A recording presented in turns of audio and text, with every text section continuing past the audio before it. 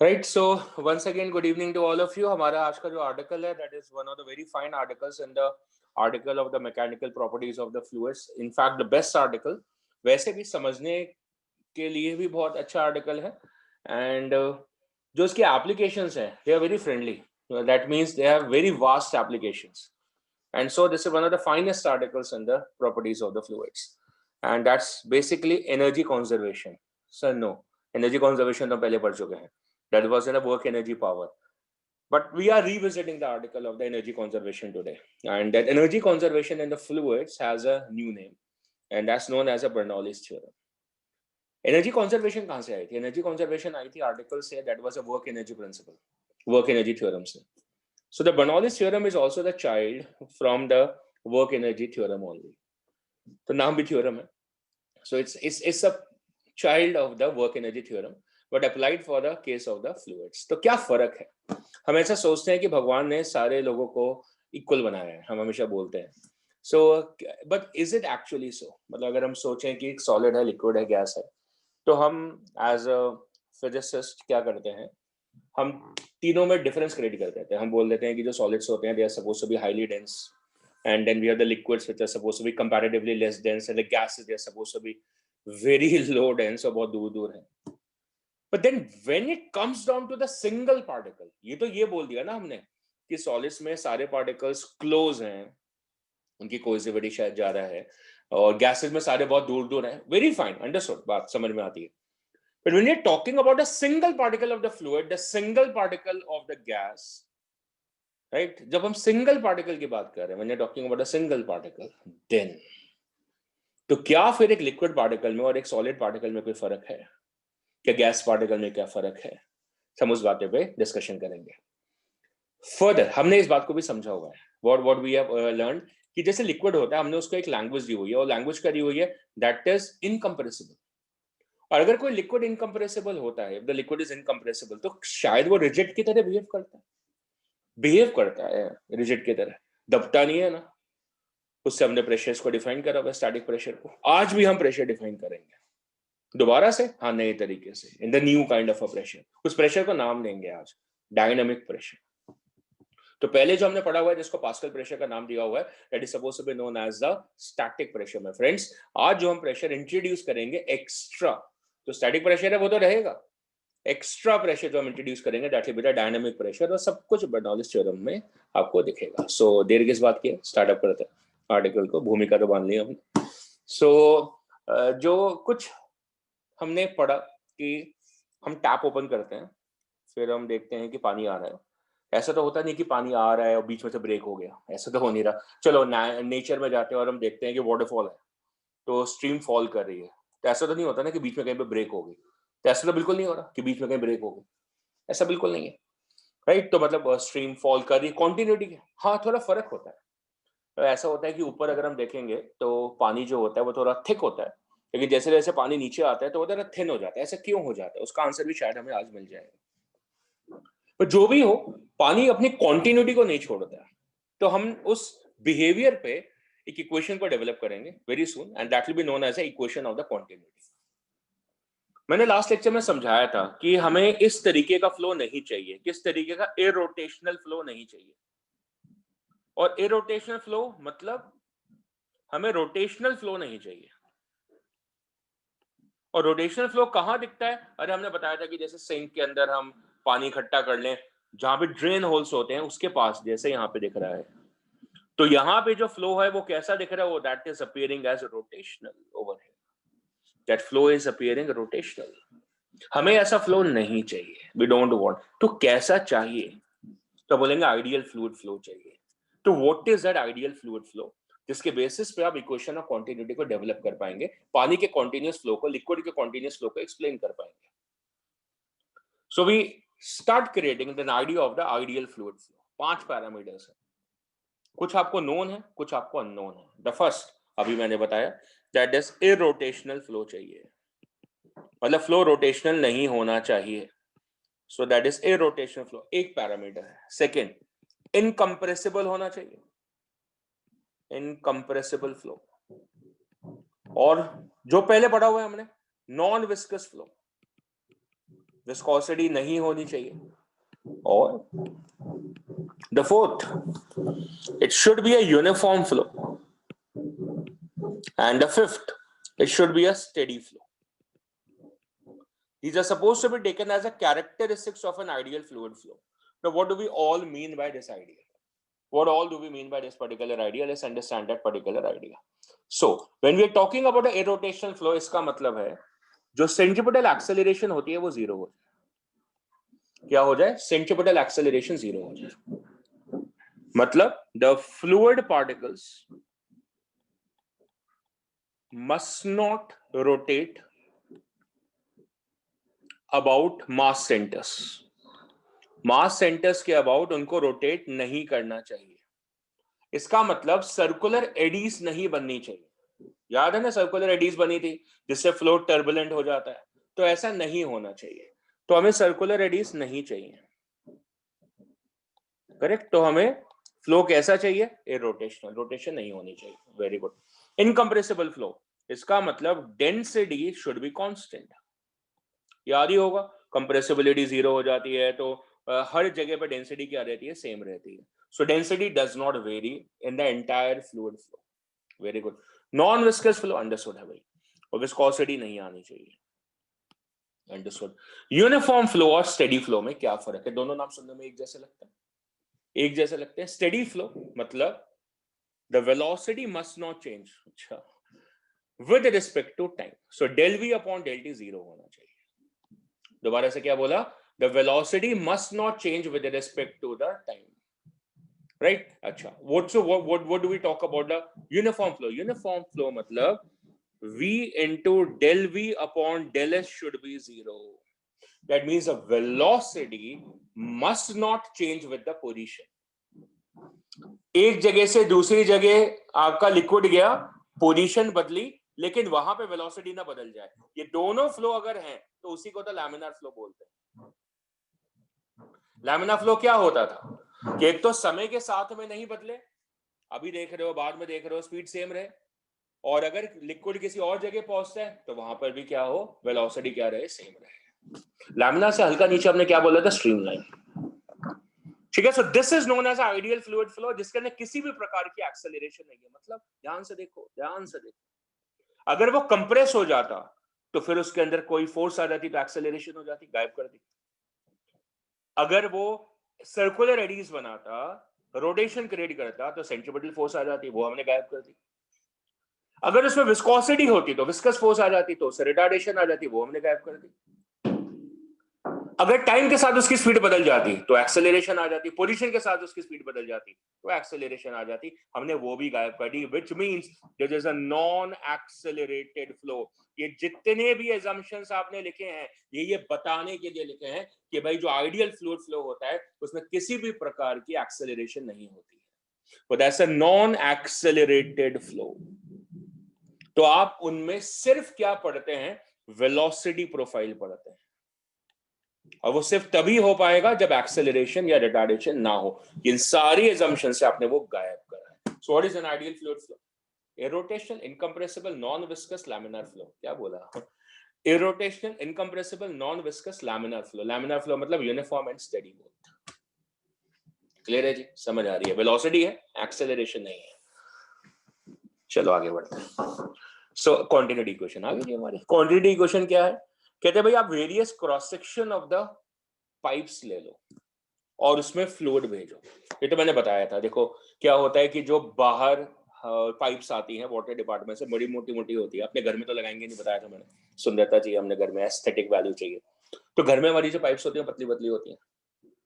जैसे एक मास्टर हमारी आर्टरी होती है, फिर वेन्स होती है पतली पतली, है ना. तो ब्लड तो तब भी फ्लो करेगा चाहे आर्टरी में चाहे वेन में.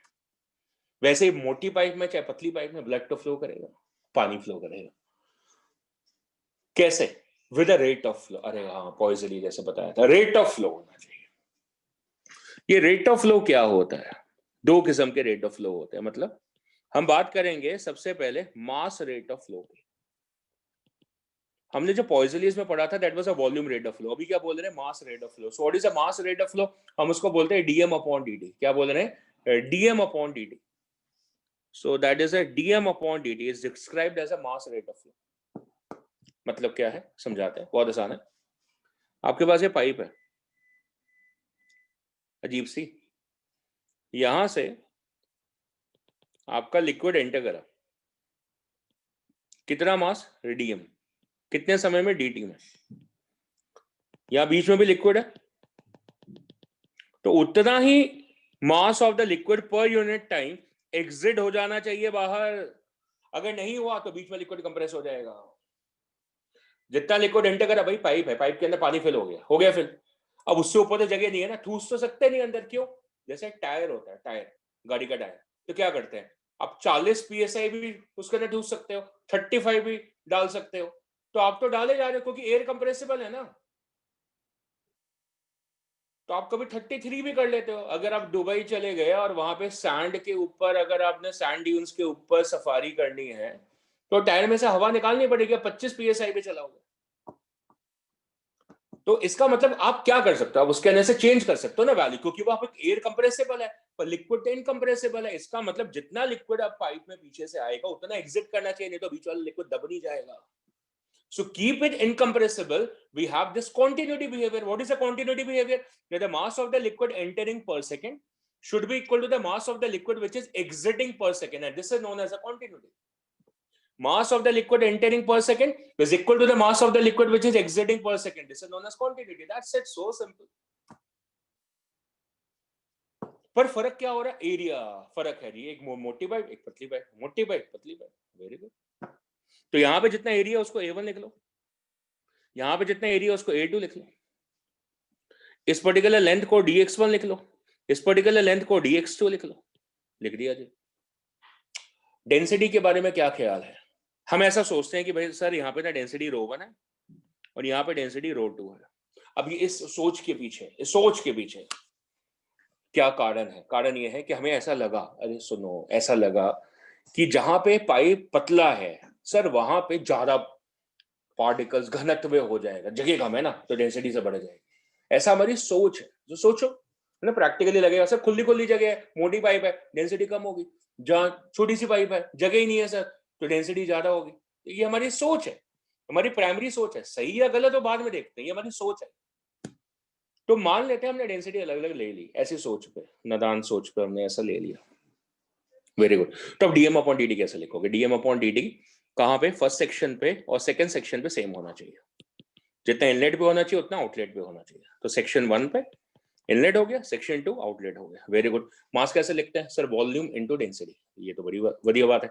तो वॉल्यूम कैसे लिखेंगे सर? एरिया इनटू थिकनेस, मतलब लिक्विड जितना ट्रैवल कर रहा है, dx, so that is a1 into dx1, ये हो गया आपका वॉल्यूम, इनटू डेंसिटी ρ1, ये आ गई, एंड अपॉन dt आ गया। सिंपल हो गया, volume into density. Second stage पे, मतलब एग्जिट पे, वहां पे एरिया कितना है? A2, और लेंथ कितने लिया हमने? dx2, सेकेंड सेक्शन है ना, और डेंसिटी कितनी वहां पे? नादान बन के हमने क्या ले ली? ρ2 ले ली, डिफरेंट ले ली हमने सोच के, एंड डिवाइडेड बाय dt, ये आ गया। ठीक है ना? अब क्या करें हमने इसको इक्वेट कर दिया, so we equated this, equate हो गया, वेरी गुड जी। अब क्या हुआ? कुछ कैंसिल हुआ? अरे कुछ भी कैंसिल होता हुआ नहीं दिख रहा, अरे ये तो निराशाजनक बात है। अच्छा, dx1 अपॉन dt कितना हो गया? वेलोसिटी कहां पे? अरे इधर होगी सर, इधर v1, dx1 upon dt, very good. तो ये हो गया सर a1 v1 ρ1, और equal to a2 sir dx2 upon dt। अच्छा, एग्जिट पे जितनी वेलोसिटी है, सेंटर मास वेलोसिटी जितनी आ रही है, वो हमने लिख दिया v2, so a2 v2 into ρ2, that becomes the equation of the continuity. The amount of the mass entering at the inlet is equal to the amount of the mass of the liquid exiting per second. Simple है जी, बहुत simple है। पर अब density का क्या मामला है? Density का मामला क्या? बड़ी बहुत सिंपल सी बात है, अंडरस्टूड सी बात है, कि जहां पे जगह कम होगी वहां पे लिक्विड तेजी से भागेगा, अगर उसको डेंसिटी सेम रखनी है। ऐसा सोचो कि एक सिनेमा हॉल के टिकट काउंटर है, जहां पे बहुत सारे वेंडर्स है, मतलब 4-5 लोग हैं जो कि इस टिकट सेल कर रहे हैं, तो भीड़ भड़का नहीं होगा वहां पे। अब मान लो एक ही वेंडर है जो कि टिकट सेल कर रहा है, अब बस सारे लाइन लगा के आ गए वहां पे, अब भीड़ भड़का क्रिएट हो गया वहां पे, अब फ्लो ही नहीं बन रहा वहां पे, बन ही नहीं रहा, तो क्या करेंगे? फटाफट टिकट देंगे, फटाफट टिकट देंगे। जल्दी जल्दी देंगे ताकि रश ना हो, समझ आ रही है? और अगर ज्यादा वेंडर्स होते, 4-5 लोग टिकट बेच रहे होते, तो अब बंदा स्लो भी कर सकता है आराम से, ताकि भीड़ तो छट ही गई ना। लेकिन अगर एक ही वेंडर है तो फिर क्या हो रहा है, तो फिर जल्दी जल्दी टिकट बांटेगा ताकि भीड़ ना लगे। बात समझ में आ रही है? तो वैसा ही यहां पर है, वैसे ही यहां पर है। यहां पर क्या हो रहा है, जो पाइप जहां पे छोटा हो गया, एरिया क्रॉस सेक्शन कम हो गया, वहां पे लिक्विड तेजी से भागेगा बाहर, ताकि डेंसिटी सलामत रह पाए, क्योंकि डेंसिटी तो सेम रखनी पड़ेगी, because that is incompressible. To keep the ideal fluid nature, the speed V2 will be higher, ताकि लिक्विड वहां पे इकट्ठा ना हो। So when we are talking about an incompressible flow, my dear, जो कि आइडियल फ्लूइड फ्लो कैरेक्टर है, इसका मतलब डेंसिटी सेम होनी चाहिए, मतलब A1 V1 equal to A2 V2 होना चाहिए। इससे भी कहानी समझ में आएगी कि अगर A2 लेस देन A1 हुआ तो V2 मोर देन V1 होगा, क्योंकि एरिया इनटू वेलोसिटी का प्रोडक्ट आपका कांस्टेंट आ रहा है।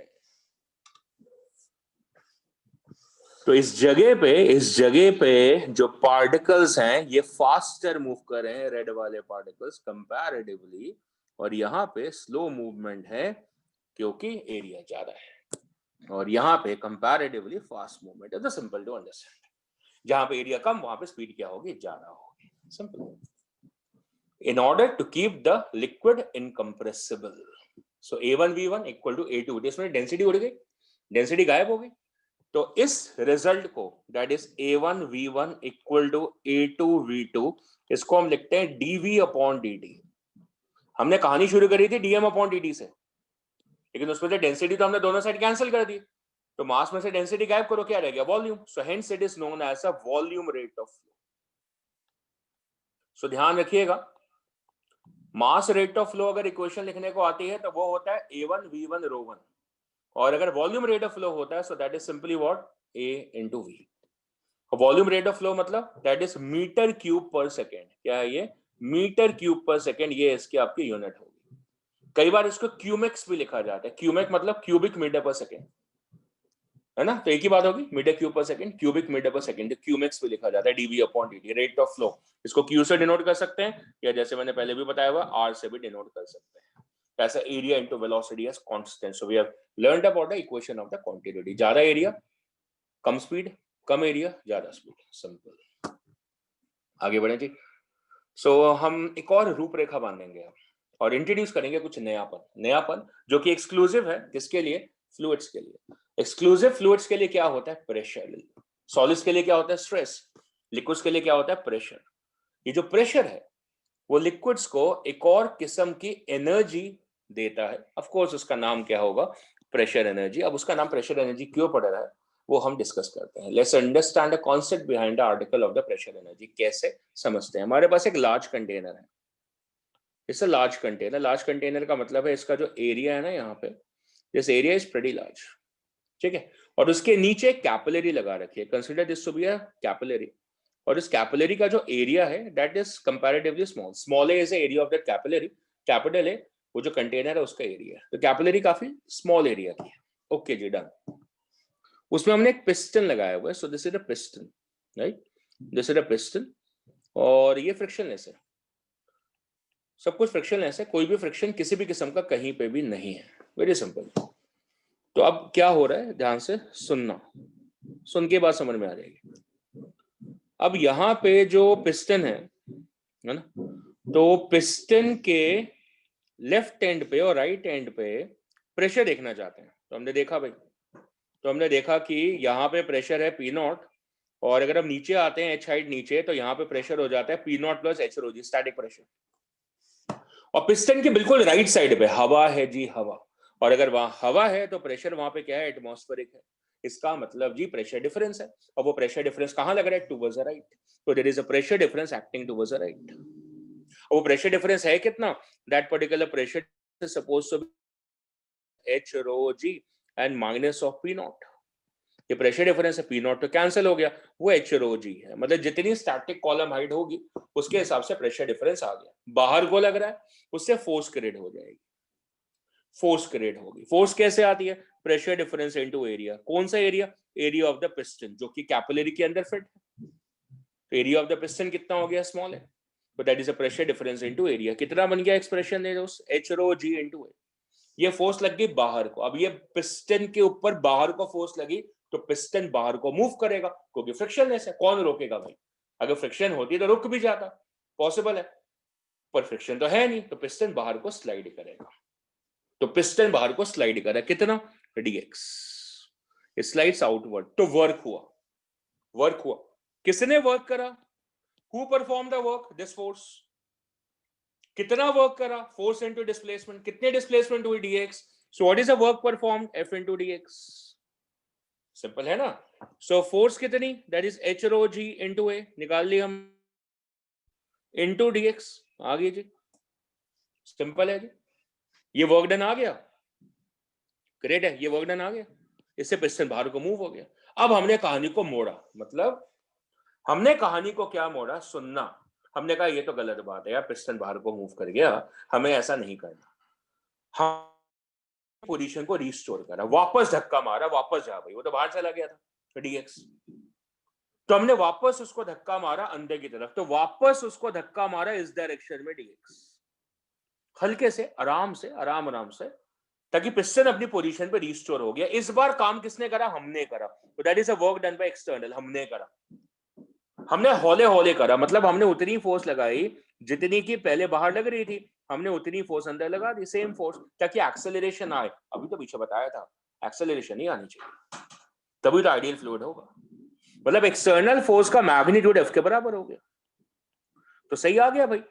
तो एफ के बराबर हमने डाल दिया एक्सटर्नल फोर्स, ताकि एक्सेलरेशन बिल्कुल ना आए। ओके जी, अब ऐसा होने की वजह से क्या हुआ, और पिस्टन रिस्टोर हो गया, वेरी गुड। पर वर्क तो हो गया किसके ऊपर, external work is performed on the fluid, fluid के ऊपर ये काम हुआ। अब फ्लूइड के ऊपर अगर ये काम हुआ तो फ्लूइड में एनर्जी आ जाएगी भाई। अगर किसी सिस्टम के ऊपर वर्क करोगे तो सिस्टम में एनर्जी स्टोर होगी। बिल्कुल बढ़िया गल है सर, तो इसका मतलब this leads to energy storage, तो D U an amount of energy create होगी, अमाउंट ऑफ एनर्जी जी स्टोर होगी। बहुत बढ़िया। अब इसको लिखेंगे कैसे, that is H rho ji and into A D X, ऐसे लिख लेते हैं, ठीक है सर। अब एडीएक्स का मतलब क्या, volume, area into dx, volume of the liquid जो मूव करा, शिफ्ट हुआ, तो उसको डी भी लिख लेते हैं। और एच रो जी कितना है, वो तो प्रेशर, जितना भी आपका हाइड्रोस्टैटिक प्रेशर है। एच रो जी मतलब जितना आपका हाइड्रोस्टैटिक, स्टैटिक कॉलम की वजह से जितना प्रेशर है उसको पी लिख लिया, that is p into dv. ये आ गया आपका amount of the energy which is getting stored over there, कितनी आ गई, पी इनटू डीवी आ गई। क्या बात है, ठीक है नहीं ना, amount of the energy stored आ गई पी इनटू डीवी। कौन सी energy sir, energy stored, energy कौन सी, नाम बताओ ना, कौन सी एनर्जी स्टोर्ड है। जैसे स्प्रिंग में कौन सी एनर्जी स्टोर्ड होती है, स्प्रिंग पोटेंशियल एनर्जी। अगर आप ग्रेविटी के अगेंस्ट मूव करते हैं तो कौन सी एनर्जी स्टोर होती है, ग्रेविटेशन पोटेंशियल एनर्जी। ये तो हमें पता है ना, तो इस एनर्जी का नाम तो दसो कौन सी एनर्जी है। तो हमने सोचा भाई हुआ क्या, तो हमने क्या करा, जब इसको मूव करा पिस्टन को, तो क्या कोई मॉलिक्यूल की वेलोसिटी में चेंज आया, कितना आएगा, कोई एक्सेलरेशन तो है नहीं, क्योंकि हमने तो बहुत हौले हौले काम करा है, एक्सेलरेशन तो हमने जीरो रखी है, तो वेलोसिटी में तो चेंज है नहीं। तो ये वर्क डन, ये जो भी वर्क डन आ रहा है, ये बिल्कुल भी काइनेटिक एनर्जी में कन्वर्ट नहीं हुआ। तो लिक्विड की काइनेटिक एनर्जी एनहांस नहीं हुई क्योंकि एक्सेलरेशन ही नहीं आई, तो स्पीड कितना चेंज होगी। So this work done does not convert into kinetic energy of the fluid. चलो गायब होगी काइनेटिक एनर्जी, वेरी गुड।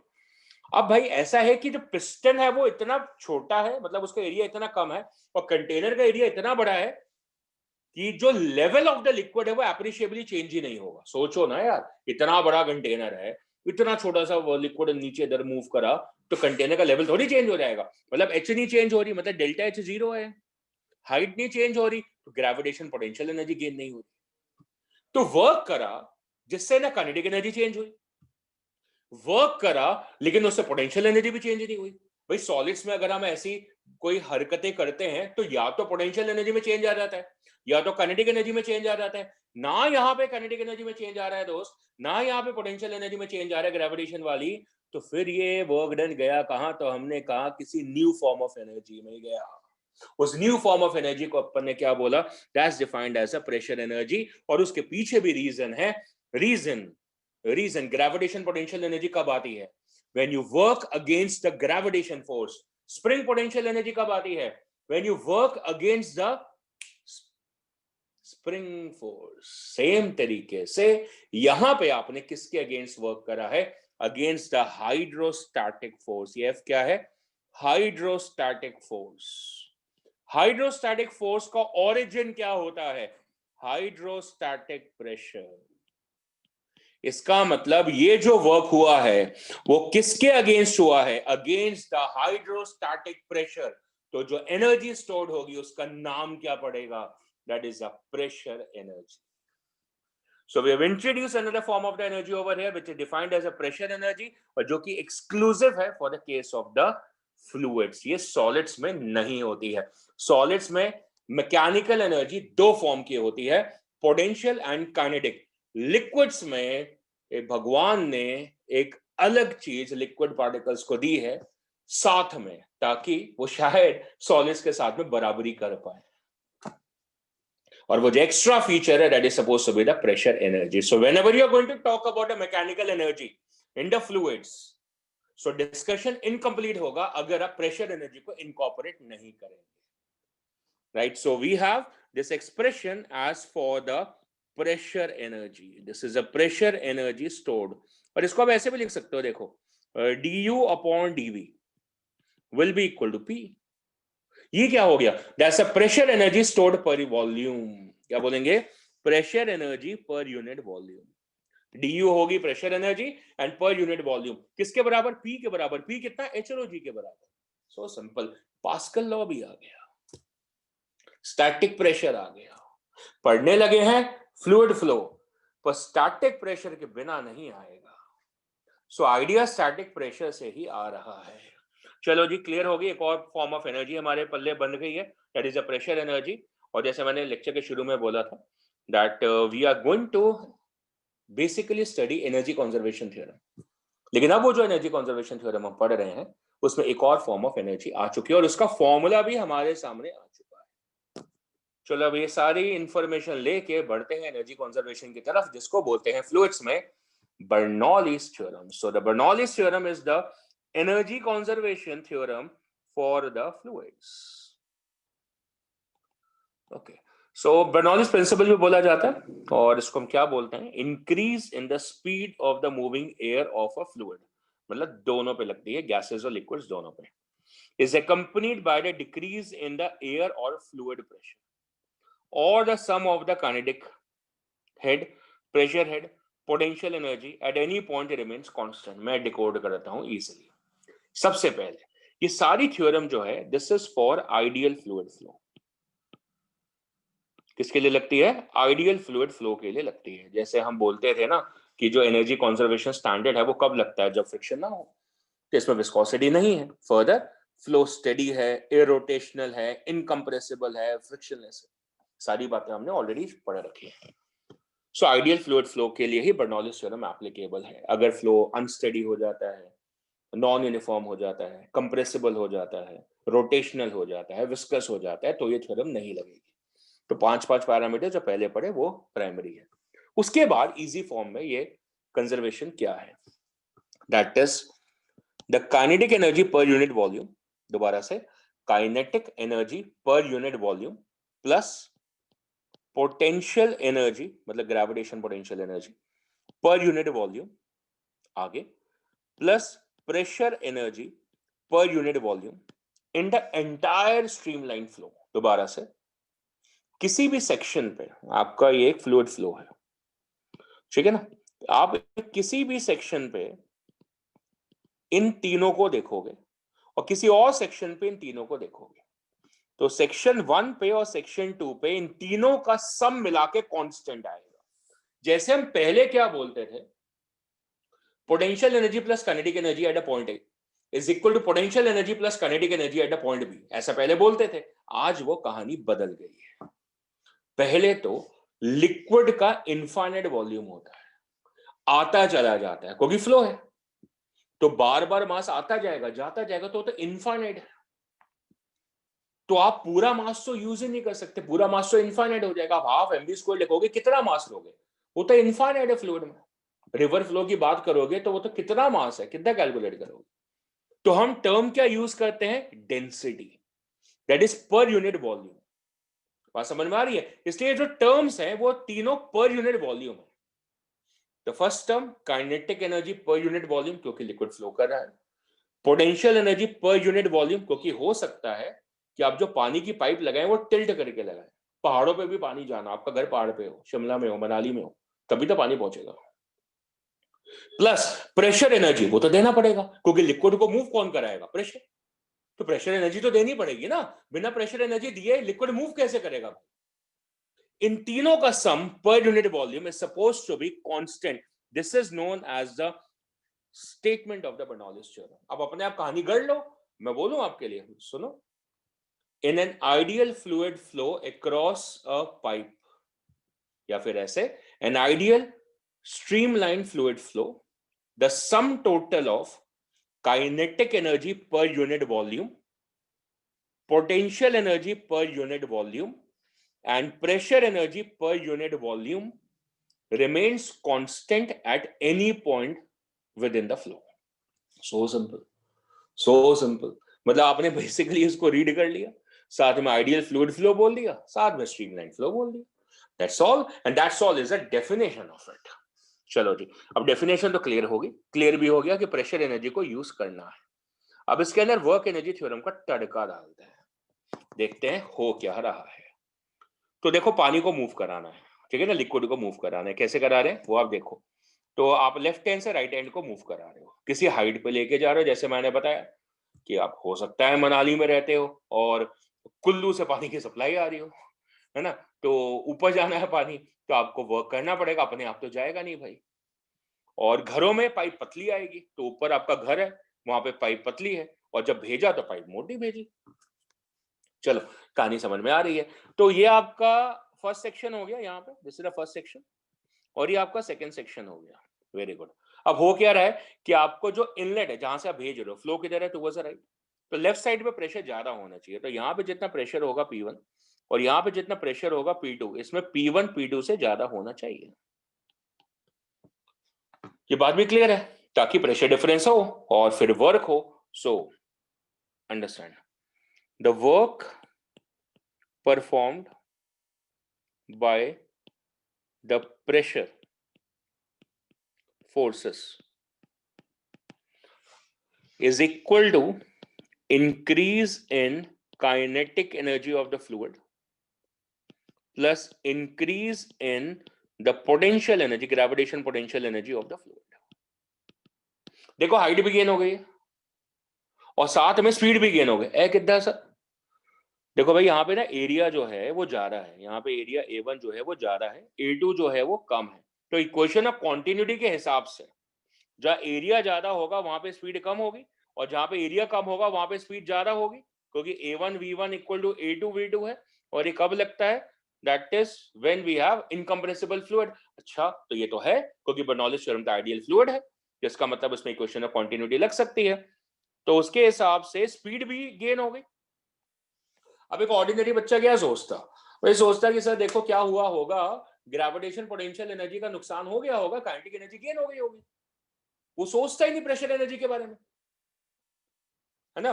लेकिन यहां तो क्या हो रहा है, जब लिक्विड 1 पॉइंट से 2 पे जा रहा है तो पोटेंशियल एनर्जी भी गेन हो रही है, और क्योंकि पाइप ऊपर पतली बनाई है हमने, तो ऊपर काइनेटिक एनर्जी भी गेन हो रही है, क्योंकि स्पीड ज्यादा है वहां पे।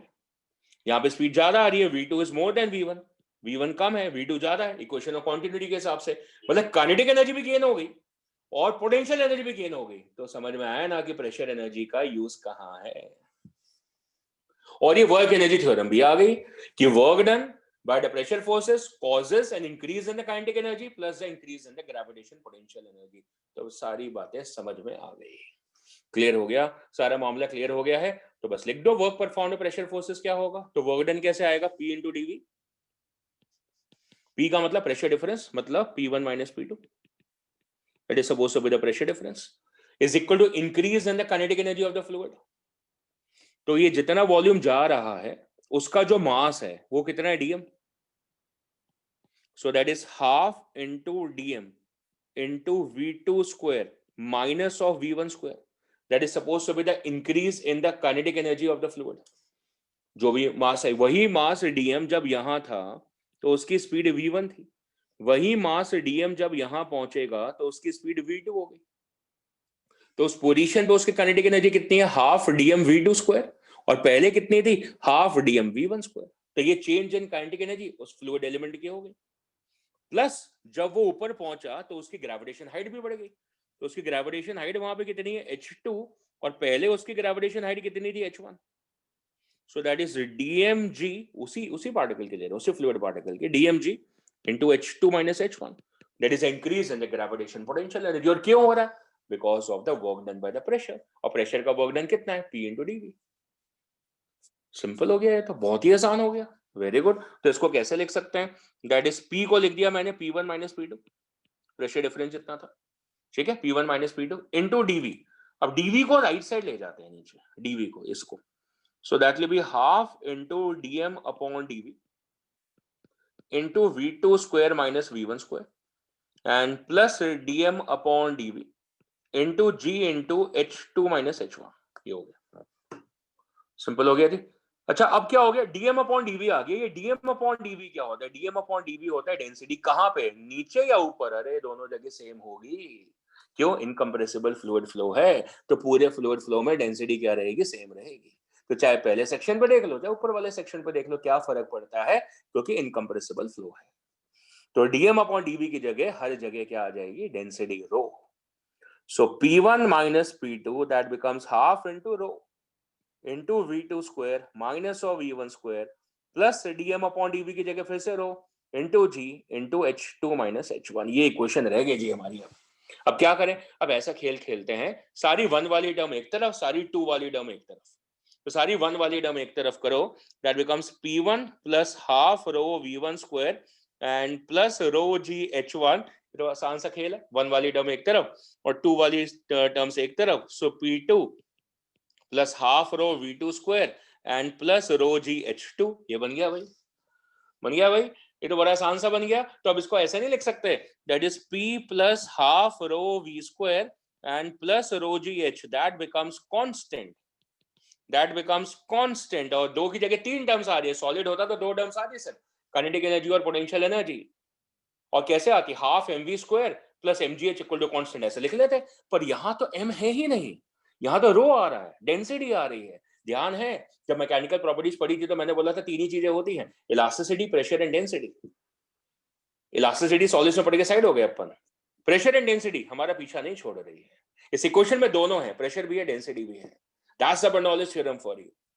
सर क्या जो आपने पहले बोला था ये वही इक्वेशन है, P plus half rho we square plus rho ji h. आपने तो सर बोला था pressure energy per unit volume, kinetic energy per unit volume, but यहां तो ऐसा नहीं लग रहा। ये इक्वेशन क्या वही है? मैंने कहा ध्यान से देखो, क्या पता वही हो, देखते हैं। तो जो इक्वेशन हमें डिराइव होके आई है, अब उसकी हम डाइसेक्शन करते हैं उस पर्टिकुलर फॉर्मूले की। तो देखते हैं भैया हमें फॉर्मूला क्या मिला था, P plus half rho we square and plus rho ji h as equal to constant, ऐसे था। अच्छा ओके, ठीक है ठीक है। तो हम इसको ऐसे लिख सकते हैं, P into D V upon D V. हाँ जी, अच्छा, half of D M into V square upon D V. हाँ जी, and plus D M upon D V into G H. हाँ जी, that is equal to constant है, बढ़िया। P D V क्या है, that is a pressure energy, अभी derive करी थी हमने, पर यूनिट वॉल्यूम आ गया। अच्छा, half D M we square, अरे रो को लिखा था ना d M upon D v, half D M we square, ये आ गई kinetic energy per unit volume. और डीएमजीएच ये क्या होगी sir, potential energy, and per unit volume is equal to constant. तो ये वही फॉर्म है जो कि हमने डिराइव करा है। तो स्टेटमेंट हमारे दिल में समा जाती है, that is a pressure energy per unit volume plus kinetic energy per unit volume and plus potential energy per unit volume in a streamlined ideal flow is constant at every point। चाहे हमने 1 पे देखा चाहे 2 पे देखा, इन तीनों का sum constant आ रहा है। इंडिविजुअल बदल रहा होगा, देखो काइनेटिक एनर्जी दोनों जगह चेंज हो रही है, प्रेशर दोनों जगह चेंज हो रहा है, हाइट दोनों जगह चेंज हो रही है, तो इंडिविजुअल टर्म चेंज हो रही है, पर सम टोटल क्या आ रहा है, कांस्टेंट आ रहा है। उसी स्टेटमेंट को क्या बोल रहे हैं, energy conservation in the fluids, जिसका नाम क्या है, बर्नौलीज के नाम पर है, फिजिसिस्ट के नाम पर है। क्या बोल रहे हैं, बर्नौलीज थ्योरम या फिर Bernoulli's principle. That's a very question.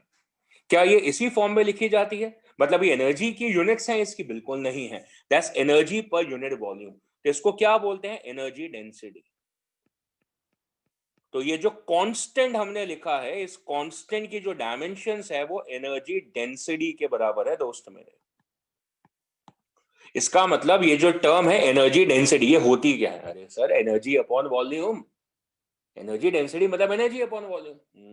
सही कह रहे हो। अच्छा, एनर्जी अपॉन वॉल्यूम मतलब? सर एनर्जी अपॉन वॉल्यूम मतलब देखो सर, एनर्जी होती है ml²T-2 और वॉल्यूम होता है L3। इतना तो आता होगा। हाँ जी सर, L² कैंसिल करा सर, ये हो गया ml-1T-2। बहुत बढ़िया, बहुत बढ़िया। अच्छा ये बता ना, प्रेशर क्या होता है? सर प्रेशर होता है फोर्स अपॉन एरिया। ये क्या है? ये क्या डिस्कशन आ गया सर एकदम से? तो मैंने कहा कोई बात नहीं, एक बार इसके डायमेंशन लिखो। तो लिखा मैंने ml-2, एरिया कितना हो गया? L² हो गया। वेरी गुड, एक L कैंसिल हो गया। क्या बना? ml-1T-2। क्या बना? ml-1T-2 सेम आ रहा है, मतलब ये डायमेंशन प्रेशर के बराबर है। वो तो देखो ना ऊपर उठा के, ये भी तो प्रेशर ही है P।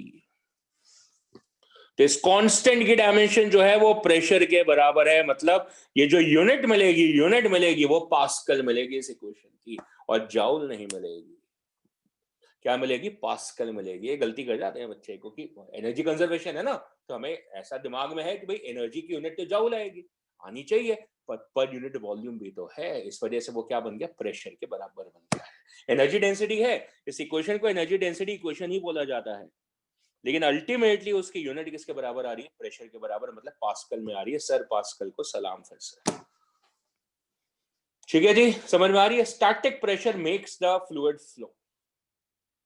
स्टैटिक प्रेशर की वजह से फ्लूइड फ्लो कर रहा है। तो इक्वेशन की डायसेक्शन हमने करी, पर इनफ नहीं है, देखना पड़ेगा और थोड़ा। तो इक्वेशन को दोबारा लिखते हैं, P plus half rho we square and plus rho ji h equal to constant. लंबा सा फॉर्म है, एनर्जी डेंसिटी फॉर्म है ये। अब मान लो आप पहाड़ों पे नहीं रहते, जैसे हम नहीं रहते, हम तो लुधियाने रहते हैं, तो यहाँ पे तो पहाड़ है ही नहीं। और अगर पहाड़ नहीं है यहाँ पे, तो इसका मतलब जो पाइप होगी, जो टोपोग्राफी है लुधियाना की, वो तो ऑलमोस्ट फ्लैट है, प्लेन है। तो इसका मतलब पाइप जो होगी वो तो हॉरिजॉन्टल होगी। हो सकता है बड़ी पाइप का छोटी पाइप के साथ कनेक्शन हो, वो तो होगा ही ना, बाहर पाइप और पतली पाइप ऐसे, लेकिन होगी हॉरिजॉन्टल, क्योंकि जमीन में डाली जाएगी, हॉरिजॉन्टल होगी। तो हॉरिजॉन्टल है ना दोस्त मेरे, अगर तो हाइट का फैक्टर गायब हो गया। हाइट का फैक्टर अगर गायब हो गया, इसका मतलब दोनों साइड हाइट कैंसिल हो जाएगी। मतलब आप लिखोगे P1 plus half row V1 square and plus rho ji H, और दूसरी तरफ P2 प्लस हाफ रो V2 स्क्वायर प्लस रो जी एच, क्योंकि हाइट सेम है तो रो जी एच कैंसिल हो जाएगा। ये कब होगा? When you are dealing with the horizontal pipes. अगर हॉरिजॉन्टल पाइप्स की कहानी आ रही है, स्पीड डिफरेंट है क्योंकि एरिया डिफरेंट है, प्रेशर तो आएगा ही आएगा। प्रेशर डिफरेंस नहीं होगा तो लिक्विड फ्लो कैसे करेगा? फ्लो तो इधर हो रहा है, मतलब P1 मोर देन P2 है, तो प्रेशर तो डिफरेंट है, स्पीड भी डिफरेंट है, पर हाइट सेम होगी। तो ये इक्वेशन सिंपल होगी, P plus half rho we square equal to constant. तो that's the reduce form of the equation, P plus half rho we square equal to constant. ये reduce form होगी equation की। ये easy हो गया, इसको हम बोलते हैं प्रेशर इक्वेशन। क्या बोल रहे हैं? Pressure equation. इसमें P क्या है? अरे P तो पता है सर, प्रेशर डिफरेंस। मतलब P है क्या? P static pressure. ये पिछले लेक्चर्स में समझाया हुआ है मैंने। अगर आपको लिक्विड इधर फ्लो करवाना है, मतलब इधर एक कैपिलरी लगाओगे तो इसके अंदर लेवल होगा, इधर एक कैपिलरी लगाओगे तो इसमें लेवल होगा, तो इधर का लेवल ज्यादा होगा, इधर का लेवल कम होगा, तो इनमें एक स्टैटिक लेवल डिफरेंस होगा H, जिसकी वजह से ये वाला हायर प्रेशर कहलाएगा, ये वाला लोअर प्रेशर कहलाएगा, और फिर लिक्विड फ्लो करेगा इनके बीच में, from the high pressure to low pressure.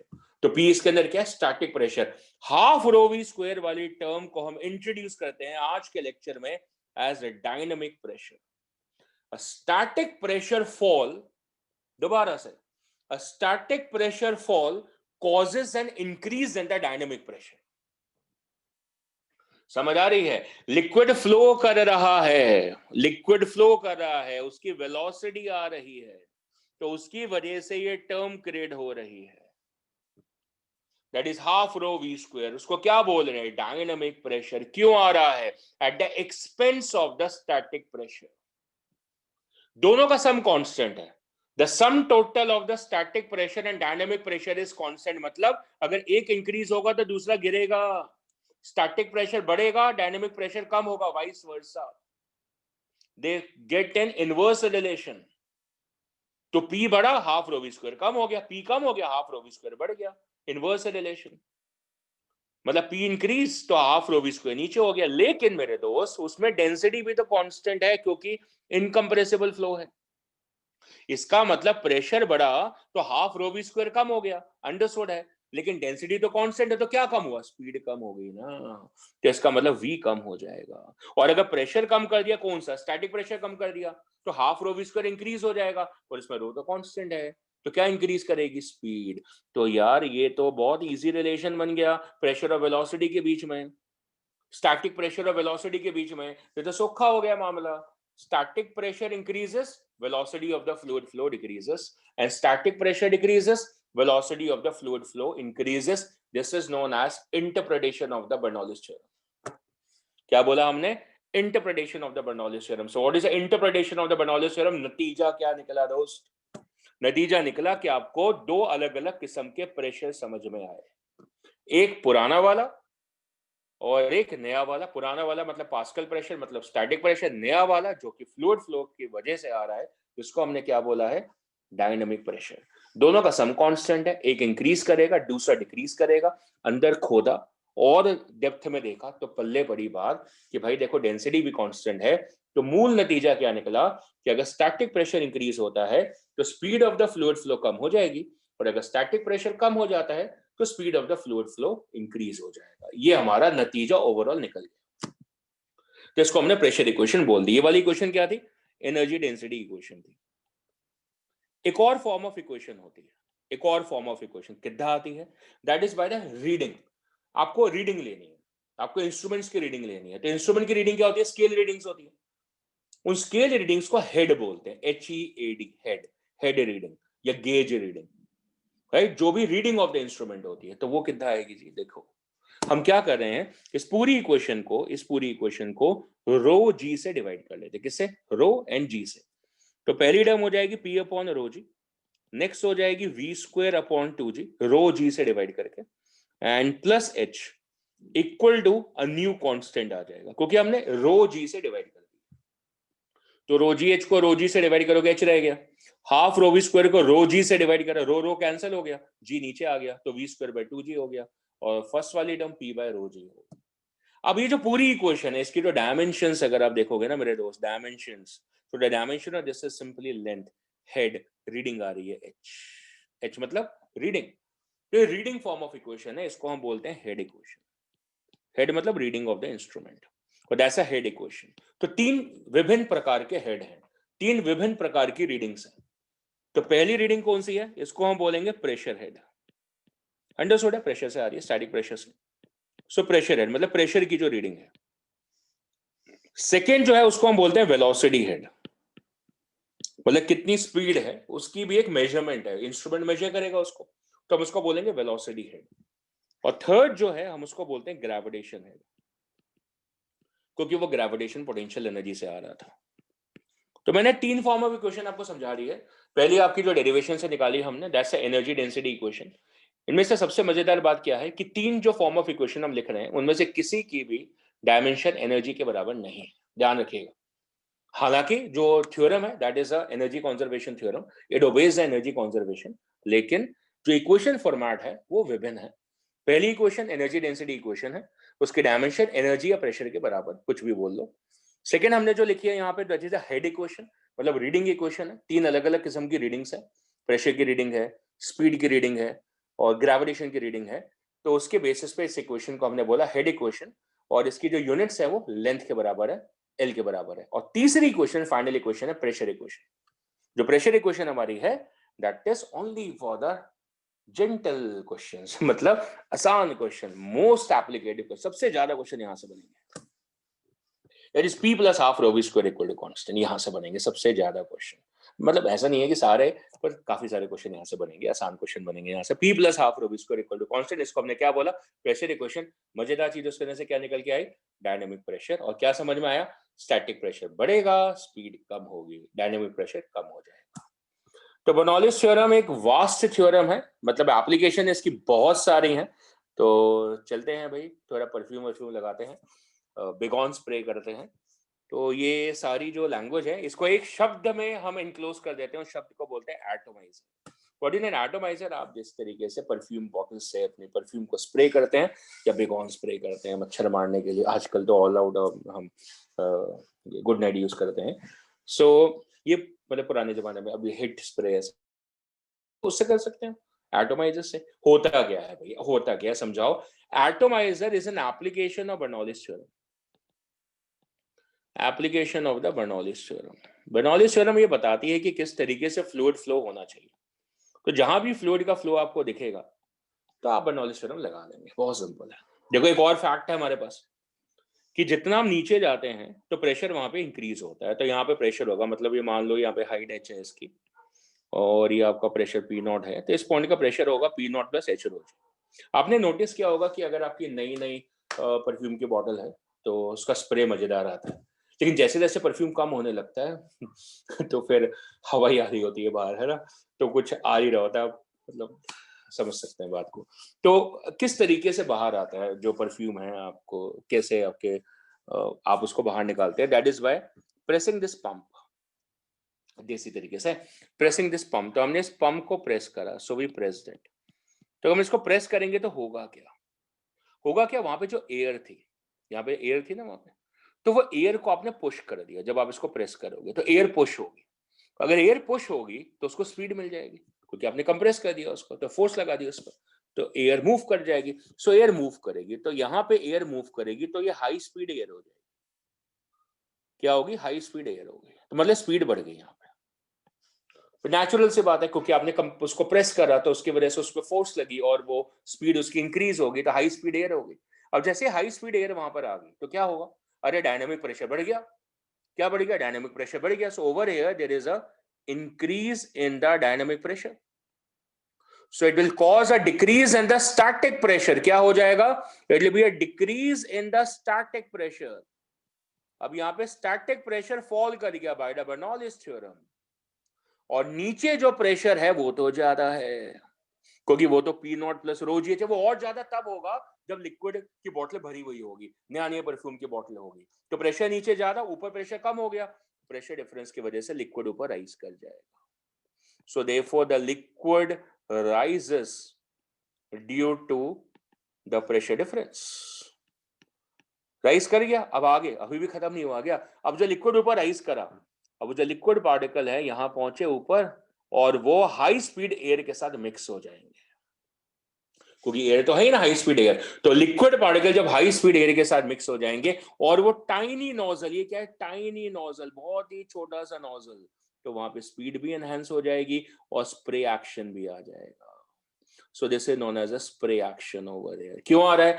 क्योंकि हाई स्पीड एयर है, कम नोजल्स के एरिया से आ रही है, तो स्पीड भी बढ़ेगी इक्वेशन ऑफ कॉन्टिन्यूटी से, और क्योंकि एयर पार्टिकल के साथ मिक्स है तो स्प्रे एक्शन आ जाएगा।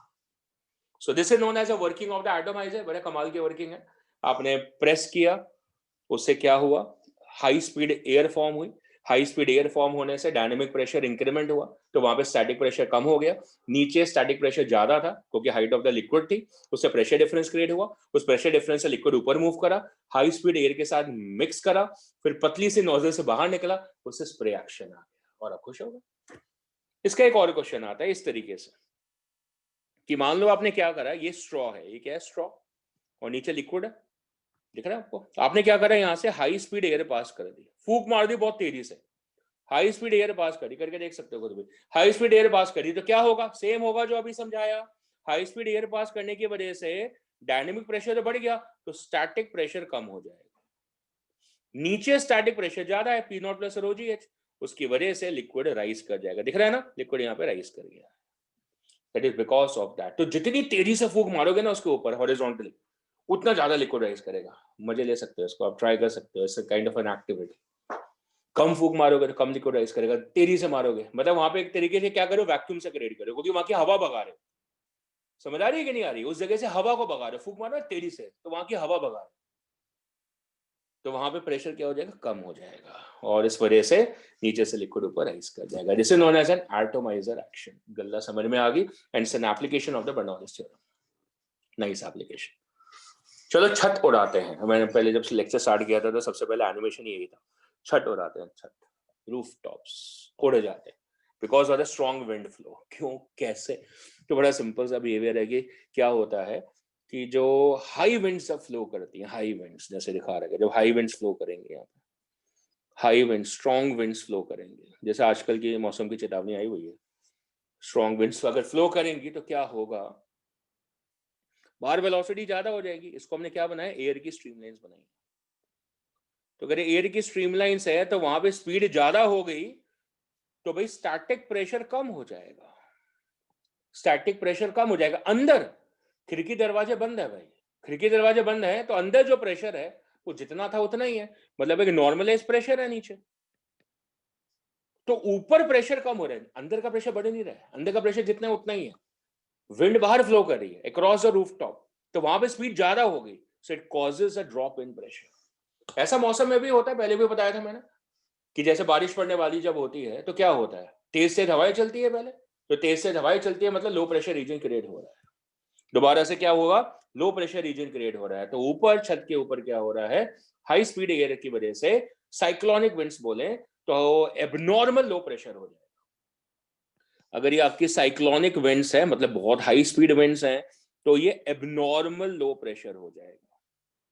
और अगर ये एबनॉर्मल लो प्रेशर हो गया तो इतना ह्यूज प्रेशर डिफरेंस आएगा बाहर को, क्योंकि अंदर का प्रेशर तो जितना था उतना ही है, पर बाहर का प्रेशर इतना कम हो गया है कि बाहर की तरफ एक फोर्स क्रिएट हो जाएगी, so it creates a force upwards, and that force which is acting upward can be more than mg। और अगर वो mg से ज्यादा हो गई तो आपका जो रूफ है वो उड़ जाएगा, एडहेसिव भी कुछ नहीं कर पाएंगे, उड़ जाएगा। This idea is supposed to be known as a blowing of the roof tops in the cyclonic storms. ऐसा नहीं है कि हल्की फुल्की हवा चली और छत उड़ जाएगी, it is only during the cyclonic storms where the pressure drops abnormally low such that a huge pressure difference from the inside to outside creates a huge force which is able to exceed the weight of the rooftop। अब आपने गत्ते का roof तो बनाया नहीं होगा, asbestos sheet concrete ये सब लगाए होंगे ऊपर, लेकिन ये फोर्स इतनी स्ट्रांग हो जाती है कि वो उसको भी लिफ्ट कर देती है, right. So that's known as a blowing of the rooftops. देखो ये फोर्स लगेगी कैसे, देखना ध्यान से, आर्टिकल समझे तो पूरा समझे वरना क्या मजा। तो आपको याद है कि हमने पढ़ा हुआ था कि जो फोर्स होती है, जो फ्लूइड फोर्स लगाती है वो परपेंडिकुलर लगाती है, याद आई आपको शायद। तो ये ऐसे लगती है फोर्स अंदर से बाहर, right, in this mannerism, equally लगेगी सब जगह, है ना। तो मतलब इधर से भी फोर्स आई और इधर से भी फोर्स आई, इस तरीके से, सही है। अब ये एंगल वैंगल ले लें, ये थीटा ले लें, ओके, तो ये एंगल थीटा हो जाएगा, तो ये एंगल थीटा हो जाएगा, ठीक है, ये एंगल थीटा हो गया।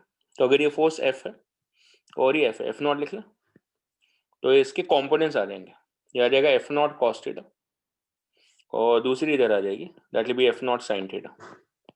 सिमिलरली इस एफ नॉट का भी कंपोनेंट आ जाएगा इधर एफ नॉट कॉस थीटा और इधर कंपोनेंट आ जाएगा एफ नॉट साइन थीटा। तो ये f naught sine theta cancel हो जाएगा, तो वर्टिकल फोर्स क्रिएट हो जाएगी 2 f naught cos theta, right, that is 2 f naught cos theta over there and that is supposed to be equal to mg। ये आ जाएगी 2 f naught cos theta that becomes equal to mg। तो इससे आपको f naught की value मिल जाएगी जो ऊपर लग रही है, करेक्ट है, राइट। ये आपकी एक क्वेश्चन बन गई। अब फर्दर आगे सुनो, अब इसमें बर्नौलीज थ्योरम कहाँ आती है। अब बर्नौलीज थ्योरम आती है जो एरिया ऑफ द रूफटॉप है, मान लो ए गिवन है, what is a, the area of the rooftop, correct.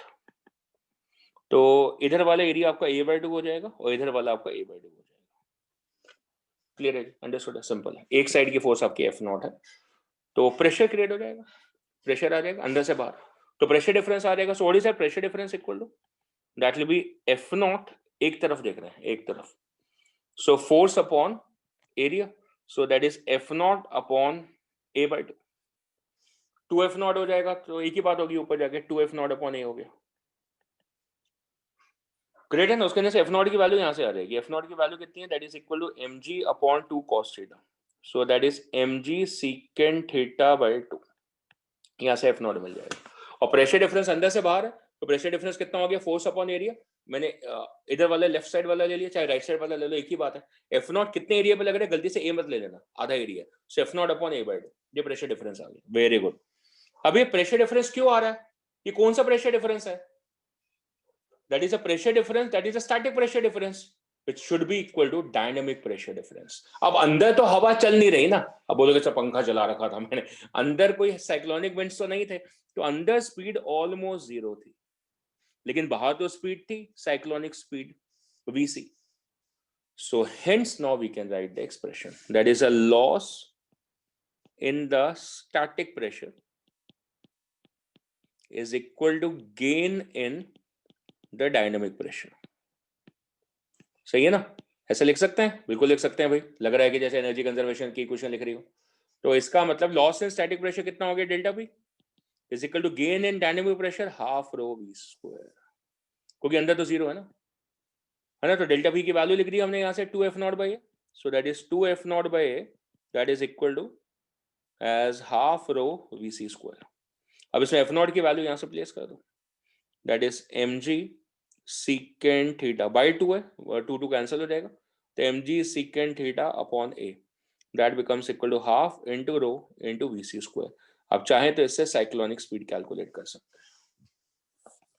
So that's what expression for this is. तो मैंने आपको आर्टिकल भी समझाया और उसका जो एसोसिएटेड क्वेश्चन हो सकता है वो भी आपके सामने रख दिया है, कि अगर आपको फोर्स निकालने को पूछा जाए तो फोर्स निकाल सकते हैं, प्रेशर डिफरेंस पूछा जाए तो वो निकाल सकते हैं, साइक्लोनिक स्पीड स्टॉर्म की कितनी थी वो निकालना चाहे तो वो निकाल सकते हैं। And that's an article the blowing of the roof tops for you. मैंने बोला था बहुत ही मजेदार आर्टिकल है, Bernoulli theorem is one of the very fine articles, इसकी बेहतरीन एप्लीकेशंस हैं, तभी आपने 2 बेहतरीन एप्लीकेशन इसकी देखी हैं। So the things are not gonna stop and we have this famous statement, deep water runs slow. हम कहते हैं वैसे भी ना, वो बड़ा मतलब अंदर जिसके ना बहुत ज्यादा साधना आ चुकी होती है, बहुत एक्सपीरियंस आ चुका होता है, तो उसके ना ठहराव आ जाता है। तो पानी में भी ठहराव होता है, लेकिन ऊपर नहीं दिखता है, ऊपर से नहीं दिखता है जो ठहराव होता है। ऊपर से पानी आपको ना मोशन में दिखता है, टाइडल मोशन ऊपर होता है, नीचे नहीं होता है। वैसे जो रिवर फ्लो करती है उसके ना ऊपर वाली लेयर आपको फास्टेस्ट दिखती है, नीचे ऐसा नहीं होता है। So deep water run slow, मतलब आप अगर नीचे को जाएंगे तब बोलोगे सर विस्कोसिटी विस्कोसिटी, मैंने कहा भाई साहब ये बर्नौली थ्योरम है जिसके अंदर विस्कोसिटी की चर्चा मत करिएगा, इसका आंसर विस्कोसिटी से मत लिख देना गलती से, ये आइडियल फ्लूइड फ्लो है, उसके अंदर विस्कोसिटी नहीं है। So deep water run slow मतलब ऊपर स्पीड ज्यादा है, ऊपर स्पीड ज्यादा है क्योंकि ऊपर प्रेशर भाई साहब पी नॉट है। जैसे जैसे हम नीचे को आएंगे एच नीचे, तो यहाँ पे स्टैटिक प्रेशर इंक्रीज हो जाएगा। क्या हो गया, स्टैटिक प्रेशर इंक्रीज हो गया। तो क्या होगा, अगर स्टैटिक प्रेशर इंक्रीज होगा तो so therefore by the Bernoulli's theorem, Bernoulli's theorem की वजह से क्या होगा, डायनेमिक प्रेशर डिक्रीज हो जाएगा। So therefore the dynamic pressure decreases and therefore the famous statement that a deep water runs. नीचे गए, स्टैटिक प्रेशर इंक्रीज हुआ, वाटर कॉलम की हाइट इंक्रीज हुई, इसका मतलब स्टैटिक प्रेशर इंक्रीज हुआ, so by energy conservation dynamic pressure कम हो जाना चाहिए, therefore the speed becomes slow, so the v becomes lesser, so the speed becomes slow। So idea understood है जी, बात समझ में आ गई है of the famous statement. Third application होगी जी इसकी, as a deep water run slow.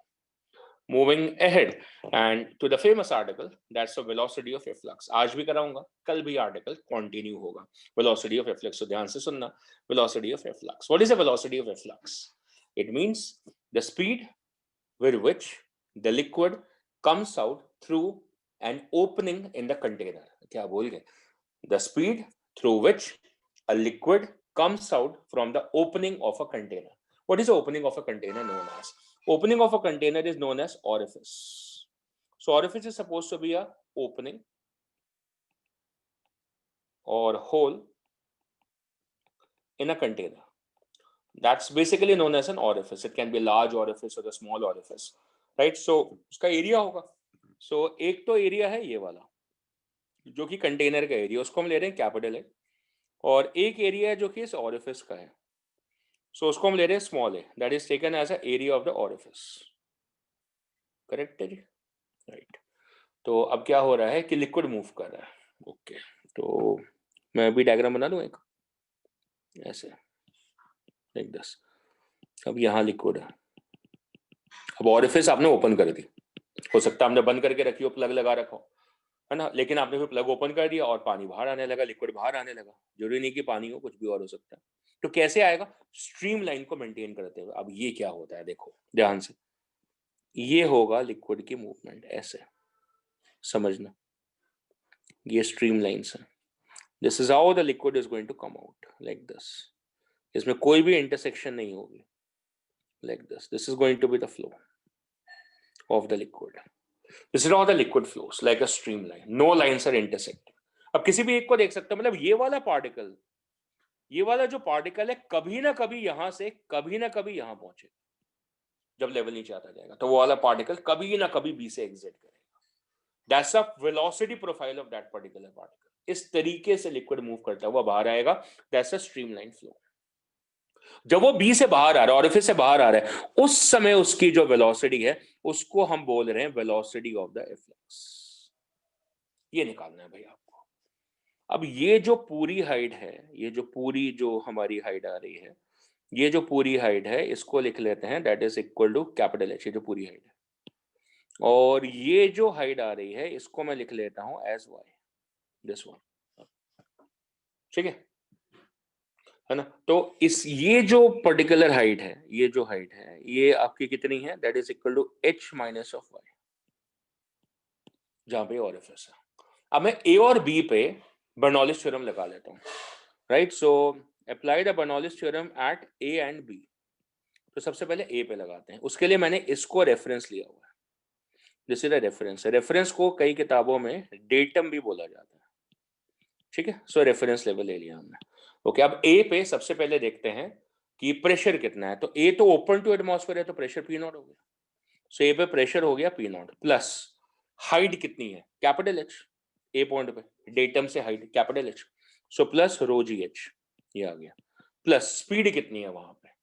तो वहां पे स्पीड हम रख लेते हैं यू, जितनी स्पीड से नीचे जा रहा होगा उस स्पीड को यू रख लेते हैं यहाँ पे, जितनी स्पीड है दैट्स यू, ठीक है। सो that is half row you square. ये तीनों टर्म्स क्रिएट हो गई एट द पॉइंट ए। हवा के जोर में है, मतलब एयर प्रेशर लग रहा है वहां पे, तो एटमॉस्फेरिक प्रेशर पी नॉट हो गया। नीचे कंटेनर से जो उसकी हाइट है वो कैपिटल एच होगी, तो रो जी एच आ गया, gravitation height. And plus half row you square, क्योंकि उसकी स्पीड जिससे वो नीचे गिर रहा है, लेवल नीचे आ रहा होगा ना, वो स्पीड हमने यू रख ली, एक्सेलेंट, इज इक्वल टू, अब वो बी से एग्जिट कर रहा है, यहां से एग्जिट कर रहा है, तो उसकी स्पीड होगी वी, उसकी हाइट हो गई यहां पे that is capital h minus of y, क्योंकि ऊपर से ऑरिफिस की जो हाइट है वो हमने वाई रखी हुई है। कितनी रखी हुई है? वाई रखी हुई है। तो नीचे से हाइट कितनी होगी? H minus y. और प्रेशर, ये तो फिर से ओपन टू एटमॉस्फेयर आ गया, फिर से खुली हवा में आ गया। बीच में लिक्विड में था पर अब तो खुली हवा में आ गया, तो प्रेशर वापस यहां से पी नॉट है। तो that is P not plus height हो गई आपकी एच माइनस वाई, और स्पीड बदल गई हाफ रो वी स्क्वायर। अब बोलो स्पीड क्यों बदली? ठीक है, बाद में स्पीड कितना बदल गई? क्योंकि एरिया बदल गया। अच्छा, इक्वेशन ऑफ कॉन्टिन्यूटी लग गई। तो इक्वेशन ऑफ कॉन्टिन्यूटी के हिसाब से यहाँ पे एरिया कितना है? कैपिटल है, so capital a into u, और यहाँ पे एरिया कितना है? स्मॉल है, तो small a into v, a one v one equal to a two v two. हमारी दो इक्वेशन आ गई दोस्त, ये इक्वेशन वन और इक्वेशन टू। एक बर्नौली से, एक इक्वेशन ऑफ कॉन्टिन्यूटी से। In fact my friends, equation of continuity is a bonus addition to the Bernoulli's theorem, हमेशा रहेगी साथ में, हमेशा। It's a bonus addition to the Bernoulli's theorem. जब हमने बर्नौलीज थ्योरम को डिराइव करा था तब भी उस इक्वेशन को यूज करा, तो इसका मतलब वो इक्वेशन हमेशा होती है साथ में। अब देखो पी नॉट हो गया कैंसिल, पूरी इक्वेशन में से रो कैंसिल हो जाएगा, रो, ये देखो रो रो रो इनकम्प्रेसिबल है ना, बचा क्या? फिर 2 से मल्टीप्लाई कर ले इक्वेशन को, so that is 2gh plus u square is equal to 2gh minus 2gy and plus v square. ये रह गया, रो कैंसिल हो गया, 2 से पूरी इक्वेशन मल्टीप्लाई कर ली, कुछ कैंसिल हुआ इसके अंदर, उसमें भी कैंसिल हो गया 2gh, वो भी कैंसिल हो गया। क्या रह गया भाई? V square minus u square equal to 2gy। ऐसे लग रहा है थर्ड इक्वेशन में मोशन लगा दी हो थर्ड इक्वेशन में मोशन लगा दी हो, v square minus u square equal to 2gy। बिल्कुल ऐसा लग रहा है, बिल्कुल ऐसा लग रहा है कि थर्ड इक्वेशन लगा दी हो, जैसे सॉलिड क्या क्वेश्चन कर रहे हो, जैसे सॉलिड का क्वेश्चन कर रहे हो और v square minus u square equal to 2as लगा रहे हो, बिल्कुल वैसा लग रहा है। यही तो मजा है। और ये क्यों हो पा रहा है? क्योंकि आपने प्रेशर एनर्जी यूज करी है। तो सॉलिड और लिक्विड में बिल्कुल सिमिलैरिटी आ गई है, भगवान की लीला। We added a new form of energy to the liquids, जिसको हमने प्रेशर एनर्जी बोली, और फिर जो इक्वेशन है वो वैसे ही लगने लगी जैसे कि किसी सॉलिड की हो। इस आइडिया को टॉरिसेली ने हमें फील करवाया था, टॉरिसेली ने। तो कल के लेक्चर में हम उसको टॉरिसेलीज थ्योरम के नाम से जानेंगे। फिलहाल अभी जो मुद्दा है उसको खत्म करते हैं, वेलोसिटी ऑफ रिफ्लेक्स का एक्सप्रेशन निकालते हैं। कैसे? v चाहिए आपको, तो u को एलिमिनेट करो। u कहां से आएगा? यहां से आएगा। यहां से u कितना है? That is small a upon capital A into v। तो प्लेस करते हैं, that becomes v square minus of v square small a square upon capital A square is equal to 2gy। इसमें आपका v स्क्वायर कॉमन है, 1 माइनस small a upon capital A का square is equal to 2gy। So therefore v square becomes 2gy upon 1 minus small a upon capital A whole square. So finally, my friends, we have got the expression for the velocity of reflux, that v stands as a root of 2gy upon 1 minus small a upon capital A whole square. That's your expression for the velocity of efflux, derived from the article of the Bernoulli's theorem. अब इसका dissection हम कल करेंगे और देखेंगे इसके अंदर हम टॉरिसेलीज थ्योरम को कैसे लेकर आते हैं और विभिन्न तरीके के क्वेश्चंस किस तरीके से आते हैं। So gonna meet tomorrow, same place, same time. Be ready for the lecture tomorrow. Right जी, कल मिलते हैं दोबारा से, देखते हैं। फिर कल इसका मैं होमवर्क भी आपको असाइन करूंगा, तो आज इस लेक्चर को रिवाइज कर लेना आप। कल हम इसके और एप्लीकेशन देखेंगे और फिर आपको होमवर्क भी मिलेगा इसका। Thank you for now, have a nice night, bye.